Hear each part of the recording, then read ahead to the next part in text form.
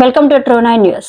మండలంలోని చామదుల గ్రామంలో మంగళవారం అర్ధరాత్రి గ్రామంలోని 2 రేషన్ దుకాణంలో నుంచి అక్రమంగా రేషన్ బియ్యం తరలిస్తుండగా జలదంకి పోలీసులు పట్టుకున్నారు. గ్రామానికి చెందిన డీలర్లు వెంకట సుబ్బారెడ్డి, వెంకట రామిరెడ్డిలు ఆటోలో అక్రమంగా రేషన్ బియ్యాన్ని తరలిస్తుండగా సమాచారం అందుకున్న జలదంకి పోలీసులు ఆటోను పట్టుకుని స్థానిక పోలీస్ స్టేషన్ కు తరలించారు. ఆటోతో పాటు ఆటో డ్రైవర్ సత్యబాబును అదుపులోకి తీసుకున్నామన్నారు. ఈ ఘటనపై 2 డీలర్లతో పాటు ఆటో డ్రైవర్ పై కేసు నమోదు చేసినట్లు ఎస్ఐ లతీఫ్ ఉన్నీషా తెలిపారు. అనంతరం ఈ విషయాన్ని రెవెన్యూ అధికారులకు సమాచారం అందించారు అన్నారు. రెవెన్యూ అధికారులు బుధవారం చావదల్లో ఉన్న 2 రేషన్ దుకాణాలను పరిశీలించి డీలర్లపై 6A కేసు నమోదు చేశామని తెలిపారు. అనంతరం రేషన్ మద్దపాడులోని ప్రభుత్వ స్టాక్ పాయింట్ ను తరలించామన్నారు.